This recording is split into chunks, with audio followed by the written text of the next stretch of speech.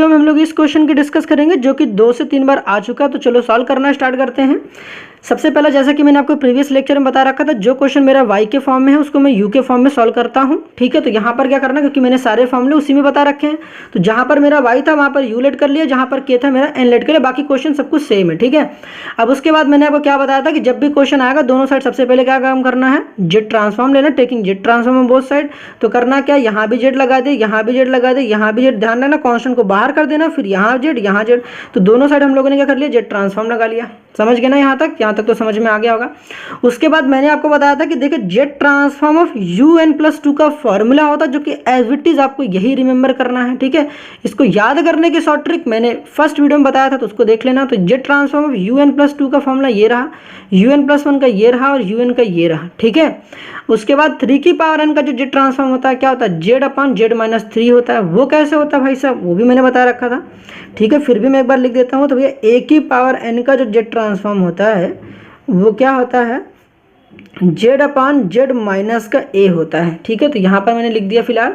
तो ये हो गया मेरे पास स्टेप। अगली स्टेप क्या होती है, जब आप ये कर लेते हो तो उसके बाद हमारी स्टेप होती है इनिशियल कंडीशन को पुट करना। अब इनिशियल कंडीशन कहाँ लिखा गया, ध्यान से देखो, जहाँ पर ये y0 है ये मेरा u0 है, जहाँ पर y1 है ये u1 है, क्योंकि मैंने बताया कि y को मैं क्या लेट कर रहा हूँ u, तो ये u0 है और ये u1 है। तो यहाँ पर देखो u0 और u1 की वैल्यू दे रखी थी, तो क्या किया, यहाँ पर u0 की वैल्यू दे रखी 0 और u1 की वैल्यू दे रखी 1, तो यहाँ पर रख दिया 0 और यहाँ रख दिया 1, तो ये तो 0 हो गया, तो गायब। यहाँ u1 यहाँ 1 की वैल्यू 1 की मल्टीप्लिकेशन जेड की पावर 1 से करेंगे तो भाई साहब जेड की पावर -1 ही रहेगा, तो जेड की पावर -1, u0 की वैल्यू 0, तो केवल 4z uz बचेगा। अब उसके बाद रहा 3uz और z/z-3 हो जाएगा। बताओ समझ में आ गई ना। ठीक, अब क्या करना है, जो आपके पास ये जेड स्क्वायर था बाहर, इसके अंदर मल्टीप्लिकेशन करा देनी है। ध्यान रखना क्वेश्चन क्योंकि प्लस माइनस में है, तो इस वजह से बाहर वाली चीज मल्टीप्लाई में होगी, गलती मत करना यहाँ पर। तो ये अंदर मल्टीप्लिकेशन हो गया। जब इसकी मल्टीप्लिकेशन करोगे देखो दिक्कत यहाँ पर आ सकती है, जो कि मैंने यहाँ दिखा रखी, ध्यान से देखो। तो यहाँ पर जब करोगे तो देखो जेड की पावर 2 इंटू जेड की पावर -1 हो जाएगा। ठीक है, बाकी तो सब कुछ पीछे वाला पार्ट एज इट इज रहेगा। बाकी ध्यान से देखना, ये जो 1 वाला पार्ट था इसको मैंने यहाँ लिख रखा है, देखो 2 और -1 1 हो जाएगा, जेड की पावर 1, तो माइनस जेड को मैंने यहाँ लिख रखा है। बाकी सब कुछ अरेंज कर रखा है। अरेंज क्यों कर रखा है, क्योंकि हमारी अगली स्टेप क्या होती है, यूजेड कॉमन लेना। तो देखो यहाँ पे भी यूजेड दिख जाता है, यहाँ भी यूजेड है और यहाँ भी यूजेड है। तो हमारी नेक्स्ट स्टेप क्या होगी, अगली स्टेप में हम लोग क्या कर लेंगे, यूजेड कॉमन ले लेंगे। ठीक है, तो ध्यान से देखो यहाँ पर। तो नेक्स्ट स्टेप में हम लोगों ने क्या ले लिया, यूजेड कॉमन ले लिया। जब आप कॉमन लोगे तो यहाँ से क्या मिलेगा, देखो यहाँ से यूजेड, यहाँ यूजेड, यहाँ से यूजेड, तो यूजेड ले लिया कॉमन, तो यहाँ बच गया जेड स्क्वायर, फिर यहाँ 4z प्लस का 3, दिस इज इक्वल टू, ध्यान से देखो, ये जो माइनस का जेड था, माइनस जेड को लेफ्ट हैंड साइड से राइट हैंड साइड लेकर जाओगे तो माइनस का प्लस में कन्वर्ट हो जाएगा, तो z/z-3 प्लस जेड हो जाएगा। समझ गए ना। ठीक है, अब यहाँ पर देखो मेरे पास क्वाड्रेटिक इक्वेशन, इसको मुझे करना फैक्टराइज। तो फैक्टराइज करने के लिए हम लोग क्या करेंगे, ध्यान से देखो, सबसे पहले निकालो कैलसी। डायरेक्ट भी सॉल्व कर सकते हो, अगर आता है तो ठीक है, नहीं आता तो कैलसी निकालो। ठीक है, सबसे पहले भाई साहब इन सबको क्या कर दो, गायब कर दो। ठीक, अब क्या करना है, मॉड को 3 बार प्रेस करो, 1 2 3, 3 बार प्रेस किया। उसके बाद क्या करना है आपको, इक्वेशन के लिए 1 प्रेस कर देना है। अब उसके बाद 1 प्रेस करने के बाद आपको क्या काम करना है, ये वाली की प्रेस करनी है। अब यहाँ पर देखो डिग्री 2 पूछ रहा है, क्योंकि मेरे देखो क्वाड्रेटिक इक्वेशन है, जेड की पावर 2 है, इसलिए यहाँ पर आपको 2 प्रेस करनी है। अब यहाँ पर देखो ए पूछेगा, फिर बी पूछेगा, फिर सी पूछेगा, तो आपको ए क्या होता है, तो जेड स्क्वायर का देखो कोएफिशिएंट 1 है, तो यहाँ पर देखो 1 प्रेस करेंगे, 1 इक्वल टू, अब देखो बी पूछ रहा है तो बी मेरा क्या होता है, ये मेरा 4 है, तो यहाँ पर हो जाएगा 4, फिर इक्वल प्रेस करना है। फिर देखो सी जो मेरा कितना 3, तो यहाँ पर 3 प्रेस करना एंड फिर इक्वल प्रेस करोगे तो देखो मेरे पास जो जेड की वैल्यू, देखो यहाँ पर एक्स के जो ये कैलसी है वो एक्स में आंसर देगा, मगर आपने देखो यहाँ जेड लिख रखा है, इसलिए मेरा जेड का आंसर है। तो जेड की देखो मेरे पास पहला आंसर कितना आ गया, -1, और दूसरा आंसर कितना आ गया, ध्यान से देखो -3। तो अब मुझे क्या करना पड़ता है, इतना तो समझ में आ गया होगा। ठीक, अब देखो ये जो मेरे पास है z इक्वल टू -1, अब मुझे इसको करना है, मुझे फैक्टर दिखाना है।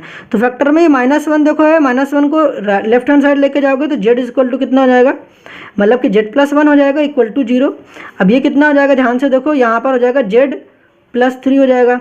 अब दोनों क्या करना, मल्टीप्लाई करके बस लिख देना है। ये -3 था तो इधर गया +3 हो गया, -1 था तो इधर गया +1 हो गया, बस दोनों को मल्टीप्लाई करके लिख देना है। ठीक है, तो यहाँ पर क्या करना, जेड स्क्वायर प्लस 4z+3 को मैंने क्या लिख दिया, z+1 इंटू z+3। ठीक है, ये है जेड स्क्वायर प्लस 4z+3 का ये है फैक्टर। क्लियर है। अब क्या करना, आपको ये पता है कि ये जो चीज़ है ये इंटू में है, ये डिवाइड में चला जाएगा, तो z/z-3 के बगल में क्या आ जाएगा, z+1 इंटू z+3, अपॉन 1 के बगल में क्या आ जाएगा, z+1 और z+3। आई होप यहाँ तक तो क्लियर होगी। अब जैसा कि आपको मैंने बताया था कई लेक्चर्स में कि जब भी मेरे पास क्वेश्चन में मतलब कि यूजेड है तो मेरा अगला स्टेप क्या होता है, यूजेड के नीचे मुझे जेड चाहिए होता है। तो जैसा कि आपको दिख रहा है कि यहाँ भी जेड है, यहाँ भी जेड है, तो न्यूमरेटर से जेड ले लोगे कॉमन, और कॉमन लेने के बाद यहाँ पर मिलेगा मल्टीप्लाइड, और मल्टीप्लाइड से सीधे यहाँ भेज दोगे डिवाइड में। तो जेड कॉमन लेके मैंने कहाँ भेज दिया, डिवाइड में। तो यू जेड अपॉन का जेड हो जाएगा, यहाँ पर सिंपली क्या बन जाएगा 1/z-3 z+1 और z+3, और यहाँ पर हो जाएगा 1/z+1 z+, क्योंकि 1 कैसे बचा, जेड को आपने ले लिया कॉमन, इसलिए यहाँ पर केवल क्या बच गया 1। आई होप यहाँ तक तो क्लियर हो गई होंगी बातें। अब जैसा कि लास्ट वीडियो में मैंने आपको डिस्कस किया था कि जब भी आपको ये दिख रहा है आपको इसको सॉल्व करना पड़ता है। अब सॉल्व कैसे करते हैं, with the help of partial fraction. तो चलो पार्शियल फ्रैक्शन को सीखते हैं यूजिंग शॉर्ट ट्रिक। तो शॉर्ट ट्रिक की मदद से यहाँ पर सीखेंगे। देखो यहाँ पर इस वाले पार्ट को मैंने एज इट इज लिख लिया, इसको सॉल्व करेंगे, इसको सॉल्व करेंगे, जो भी आंसर आएगा यहाँ पर ले जाकर पुट कर देंगे, ठीक है। तो इसको मैंने अलग पुट कर लिया, इस वाले पार्ट को अलग पुट कर लिया, क्योंकि यहाँ पर पार्शियल फ्रैक्शन अलग लगेगा, यहाँ पर भी पार्शियल फ्रैक्शन लगेगा, तो यहाँ पर 2 बार पार्शियल फ्रैक्शन इंप्लीमेंट करने पड़ेंगे, ठीक है। तो पहला पार्ट देखो ये रहा, तो इसको मैंने नाम दे दिया #1 और यहाँ दे दिया #2। तो यहाँ पर देखो 1 अपॉन क्या हो गया, z-3 z+1 और z+3। मुझे इसको क्या करना है, पार्शियल फ्रैक्शन की मदद से इसको प्लस या माइनस में ब्रेक करना। कैसे करते ध्यान से देखो। तो यहाँ देखो 3 हमारे पास फैक्टर्स हैं, तो यहाँ पर लिखो a अपॉन z-3 प्लस लिखो b अपॉन, फिर क्या लिखना है z+1, फिर प्लस c अपॉन क्या करना है z+3 कर देना है। अब ध्यान से देखो लास्ट लेक्चर आपने देखा था तो वहाँ पर देखो मेरे पास पावर 2 थी, उसको बोलेंगे क्वाड्रेटिक हमारे पास फैक्टर था, मगर यहाँ पर देखो सबकी पावर 1 है, इसीलिए यहाँ पर लीनियर फैक्टर। जब भी लीनियर फैक्टर होगा तो ये शॉर्ट ट्रिक लगाना बहुत आसानी से आंसर आ जाएगा, ठीक है। तो चलो फिर शॉर्ट ट्रिक इस्तेमाल करते हैं। अब देखो यहाँ पर मेरे को पता है कि यहाँ पर मुझे ए की वैल्यू निकालनी है, बी की वैल्यू निकालनी है और सी की वैल्यू निकालनी है। तो ए की वैल्यू कैसे निकलेगी, ध्यान से देखो। अब ए की वैल्यू आप डायरेक्ट निकालना, पिछली बार की तरह थोड़ा सा लेंदी काम मत करना, ठीक है। करोगे उस तरीके से तब भी आंसर आ जाएगा, ठीक है। अब करना क्या, जब भी लीनियर फैक्टर देखो सबकी पावर 1 है, इसलिए आराम से ट्रिक लगेगा, जल्दी आंसर आ जाएगा, ठीक है। तो करना क्या है, देखो यहाँ पर ए के नीचे z-3 है। अगर मैं आपसे पूछता हूँ कि ये 0 कब होगा, z-3 0 कब होगा, तो ध्यान रखना यहाँ -3 लिखा गया है, तो ये 3 पे 0 हो जाएगा। यहाँ ध्यान से देखो, यहाँ पर कितना है, यहाँ पर ध्यान से देखो, यहाँ z+1 है तो यहाँ पर z इक्वल टू कितना -1 पे 0 होगा। यहाँ z+3 है तो ये z इक्वल टू कितने -3 पे 0 हो जाएगा, ठीक है। तो यहाँ पर z इक्वल टू मेरे पास 3 पे 0 हो जाएगा। क्लियर है। अब यहाँ तक तो समझ में आया, ये क्यों लिखा भी समझ में आ जाएगा। हमने बताया कि मेरे को ना ए निकालना है। अब ए कैसे निकालोगे, मेरी बात ध्यान से सुनो। अब ए के नीचे मेरे पास क्या लिखा गया है, z-3। ए की वैल्यू निकाल लो, ध्यान रहे ए के नीचे लिखा गया z-3। लेफ्ट हैंड साइड देखो, जहाँ पर z-3 है उसको हाइड कर लो। ए की नीचे लिखा गया z-3, तो लेफ्ट हैंड साइड z-3 को हाइड कर लेना। जो आपने z की वैल्यू 3 निकाली थी इसको ले जाकर यहाँ पुट कर देना। जब पुट करोगे देखो मेरे पास क्या आ जाएगा, देखो 1 ऊपर था 1 लिखा, ठीक है, दिमाग में ध्यान रखना। तो 1 लिखा, यहाँ देखो 3 कहाँ रखना, इसमें और इसमें रखना z की जगह। तो यहाँ पर देखो कितना हो जाएगा, 3 + 1 कितना हो जाएगा 4 इंटू, देखो यहाँ पर इंटू लिखा गया है। फिर देखो यहाँ 3 + 3 कितना हो जाएगा, यहाँ पर 6, तो कितना हो जाएगा 1/24, जो कि किसकी वैल्यू होगी, ए की। तो समझ गए ना, ए की वैल्यू कितनी आ गई, ए की वैल्यू आ गई 1/24। क्लियर है। उसी तरीके से मेरे पास क्या आ जाएगा, बी की वैल्यू निकालनी है। बी के नीचे क्या लिखा गया, बी के नीचे लिखा गया z+1, तो z+1 को कर लो हाइड। अब बताओ z+1 0 कब हो रहा था, -1 पे, इसको दिमाग में रखना आपको। तो बी के नीचे लिखा गया z+1, तो यहाँ से भाई z+1 को कर लो हाइड। तो यहाँ पर देखो ये z इक्वल टू -1 कहाँ रखना, बाकी दोनों में रखना, ठीक है। तो जब यहाँ पर -1 रखोगे, जब भाई यहाँ पर -1 रखोगे तो देखो यहाँ पर कितना आ जाएगा, -1 और -3, -1 और -3 माइनस का 4 हो जाएगा, तो 1/-4 इंटू, फिर यहाँ देखो -1 + 3 कितना है, 3 - 1 कितना हो जाएगा 2, तो यहाँ हो जाएगा 2, तो 4 2 जा कितना हो जाएगा 8, तो 1 कितना हो जाएगा -8। क्लियर है। तो ये किसकी आंसर आ गई मेरे पास, ये आ गया बी का आंसर, ठीक है। अब सी निकालना, तो सी के नीचे क्या लिया गया, z+3। अब ये 0 कब हो रहा था, -3 पर, तो यहाँ पर सी के नीचे z+3 है, तो z+3 वाले को हाइड कर लो। बाकी दोनों में जो है फैक्टर वहाँ पर रखना -3 की वैल्यू। तो -3 जब दोनों में रखोगे तो मेरे पास क्या आएगी, सी की वैल्यू आएगी। देखो यहाँ पर -3 रखो, -3 माइनस का 6, ध्यान से देखो, -3 और -3 माइनस का 6, और यहाँ पर क्या आ जाएगा फिर 1 इंटू -3 + 1 क्या आ जाएगा, -2, तो यहाँ पर 1 कितना आ जाएगा, माइनस माइनस कैंसिल, 1/12 आ जाएगा। बताओ क्लियर है। तो ये मेरे पास कितनी आंसर आ गई, ये सी की वैल्यू आ गई। तो ए की वैल्यू यहाँ रख दो, बस डायरेक्ट करना कुछ नहीं भाई। देखो ये जो आपने वैल्यू निकाली ना, यहाँ बस रख दो। तो ए की जगह पर 1/24, तो यहाँ पर हो जाएगा 1/24 अपॉन में क्या आ जाएगा z-3 प्लस बी की वैल्यू कितनी आ गई -1/8, तो -1/8 यहाँ पर कितना आ गया z+1। फिर यहाँ पर कितना आ गया सी की वैल्यू कितनी आ गई 1/12, तो यहाँ पर आ गया 1/12। फिर यहाँ पर कितना आ गया z+3। समझ गए ना। अब क्या करना है, सिमिलर काम यहाँ भी करना है इसके लिए भी, ठीक है। तो इसकी वैल्यू कितनी आ गई 1/z-3 z+1 और z+3 की वैल्यू ये आ गई। अब इसकी निकालनी है, तो यहाँ भी करना a/z+1 फिर b/, फिर क्या करनी है z+3। अब भाई इसको तो आप खुद करो, इसको आप खुद करोगे। कैसे करोगे, देखो यहीं मैं बता रहा हूँ करना क्या है। ए के नीचे z+1 है, z+1 को हाइड कर लो। ये किस पॉइंट पे 0 हो रहा है, तो ये z = -1 पे 0 हो रहा है। ये किस पे 0 हो रहा है, z = +3 है, तो -3 पे 0 होगा। ए की वैल्यू निकालने के लिए ए के नीचे z+1 लिखा गया, z+1 को लेफ्ट हैंड साइड हाइड कर लो। तो -1 दूसरे वाले बॉक्स में रखना है, तो यहाँ पर -1 रखो। तो 3 - 1 कितना हो गया 2, तो ए की वैल्यू यहाँ पर कितनी आ जाएगी 1/2। ठीक है, तो यहाँ पर हो गया 1/2 z+1। ठीक है, प्लस देखो यहाँ -3 रखो, कहाँ पे रखना है, बी के नीचे z+3 है, तो z+3 को हाइड कर लो। तो -3 दूसरे वाले में रखना है, तो -3 + 1, -3 + 1 कितना होता है, -3 + 1 होता है -2। तो बी की वैल्यू आ गई -1/2 और यहाँ पर आ जाएगा z+3। ध्यान से देख लो भाई फिर से, ठीक है। थोड़ा नीचे हो गया, कोई नहीं भैया, समझ में तो आ गया होगा, ठीक है, क्लियर है ना।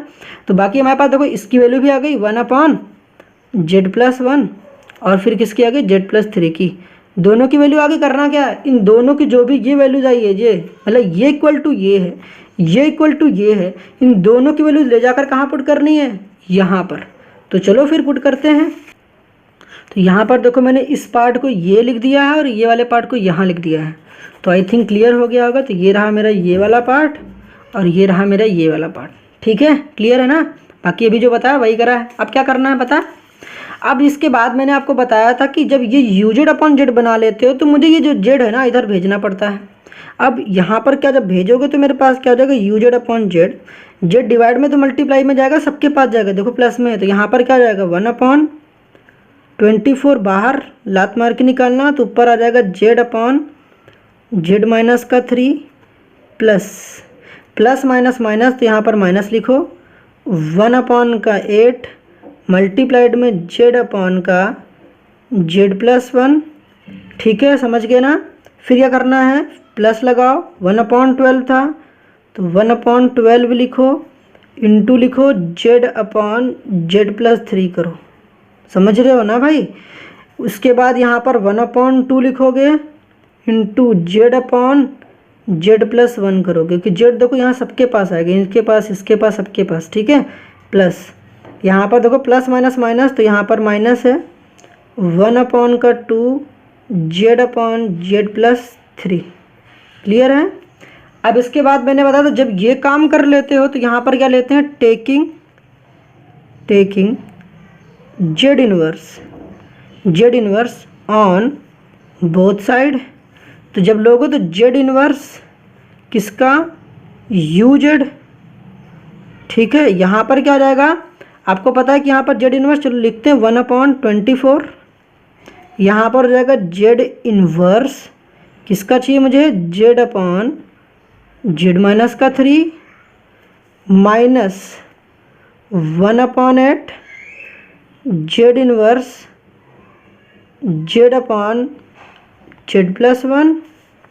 प्लस 1/12 z इनवर्स z/z+3, ठीक, plus 1/2 z inverse z/z+1 plus minus लिखा गया तो माइनस लिखिए 1/2 z इनवर्स z/z+3।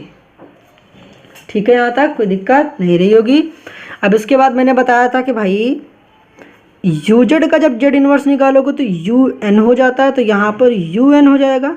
अगर आप Y के फॉर्म में लिखोगे तो यहाँ पर YN हो जाएगा।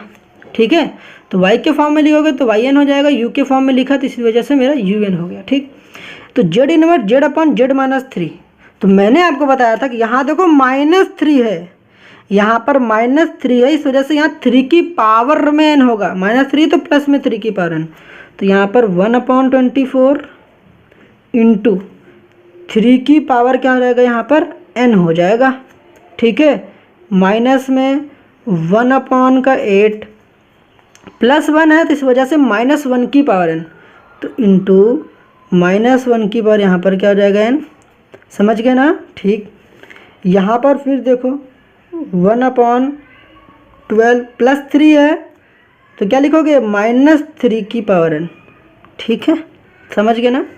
ओके, तो प्लस लिखो, फिर से +1 है, तो फिर से क्या हो जाएगा -1 की पावर n हो जाएगा। फिर से माइनस लिखो, +3 है तो क्या लिखोगे 1/2, तो लिखना ही लिखना है, +3 है तो क्या लिखोगे -3 की पावर क्या हो जाएगा n हो जाएगा। समझ गए। तो ये था हमारे पास UN का आंसर।